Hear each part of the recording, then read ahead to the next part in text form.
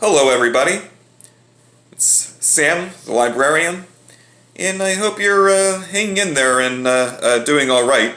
We all miss each other, but hopefully we can be back in Road of Shalom in the near future. Well, it's time for Passover, and so today we're going to read a little Passover book.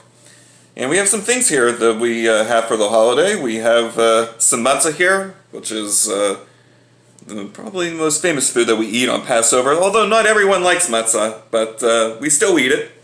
And we have a Seder plate here with Elijah's cup in the middle.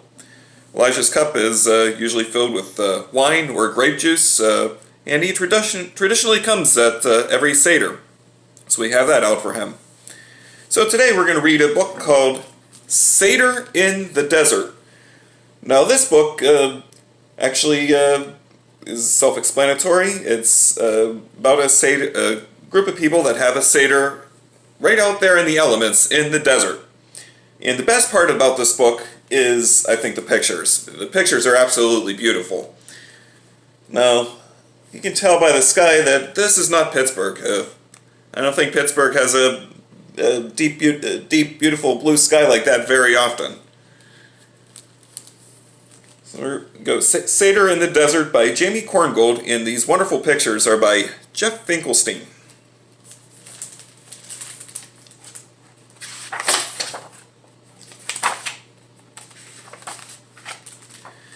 Why is this Seder different from all others? Because this year we are celebrating Passover in the desert.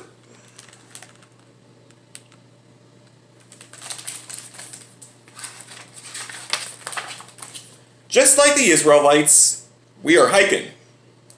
The walk is hard, and we climb over red rocks, through sandy washes, and up slanted sandstone.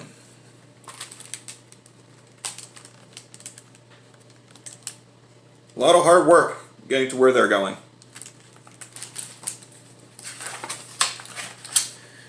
Rabbi Jamie tells us that the Israelites had to help each other in order to survive, and we help each other too. And our Torah is in a backpack, and we carefully carry it while we hike.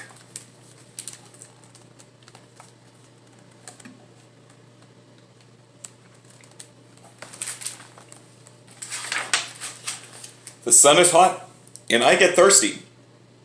I spot a flower growing quietly in a crack. I wonder how it survives here with so little water. And now I understand how important water was for the Israelites.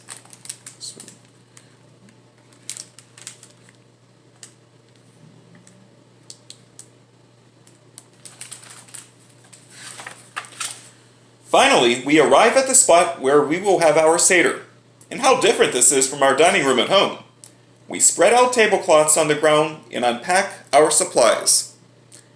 We place the special foods on the Seder plate.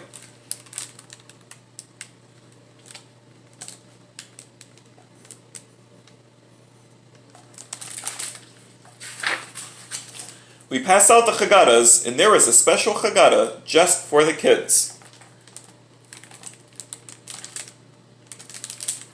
And we begin our Seder.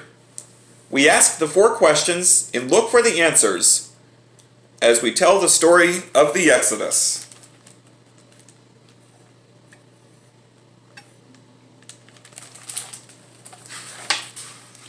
And we explain the symbols on the Seder plate. With each crunch of our matzah, we remember that the Israelites did not have time to bake bread before they left Egypt. So instead, they put the raw dough on their backs, and the sun baked it into hard crackers. The bone reminds us of the first time the Israelites celebrated Passover. They roasted a lamb and ate it with the matzah.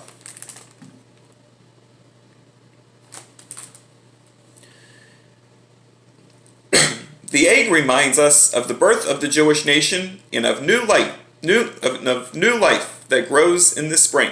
And the parsley also reminds us of spring. One of the hardiest herbs of the garden, it also recalls how strong the Jewish people had to be to survive in the desert. Imagine how hard that must be. Hot all the time with very little rain.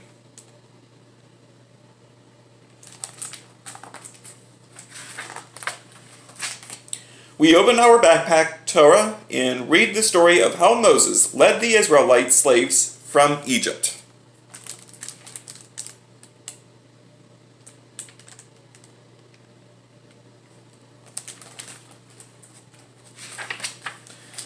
Like Miriam and the Israelite women, we sing Dayenu and dance with our tambourines. We have so much to be thankful for. God freed us from Egypt, split the sea, gave us the Torah, and brought us to the Promised Land.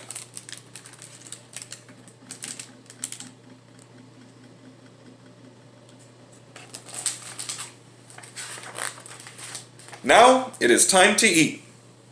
Because we all worked hard together, our Seder meal tastes extra delicious this year. We remember that the Jewish people had to work together before they could become a nation.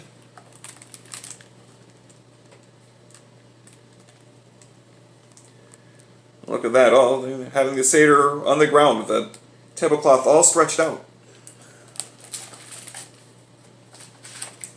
I think this would be a lot of fun. How about you? Yeah. We search for the Afikomen. We cannot finish the Seder without it. And then we fill Miriam's cup and Elijah's cup. Miriam's cup reminds us of the legendary well that followed Miriam and provided water for the Israelites as they wandered in the desert. An ancient Jewish story tells us that Elijah the prophet visits every Seder to encourage us to work for peace and justice. And over here, she's holding Elijah's cup, which looks a little fancier than this one that we have on the table here.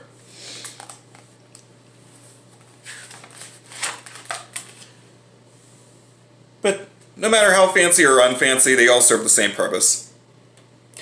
After we finish, we hike back down the mountain.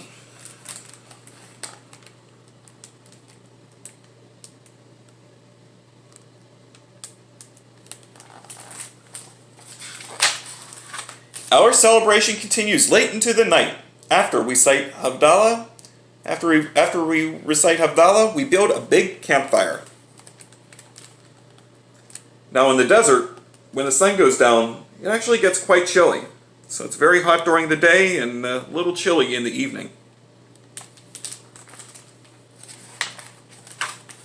We sing songs beneath the full moon and hope to celebrate Passover in the desert again.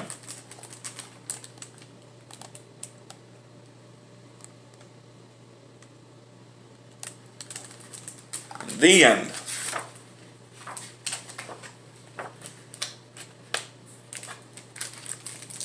So hope everybody has a wonderful Passover and hope to be together soon.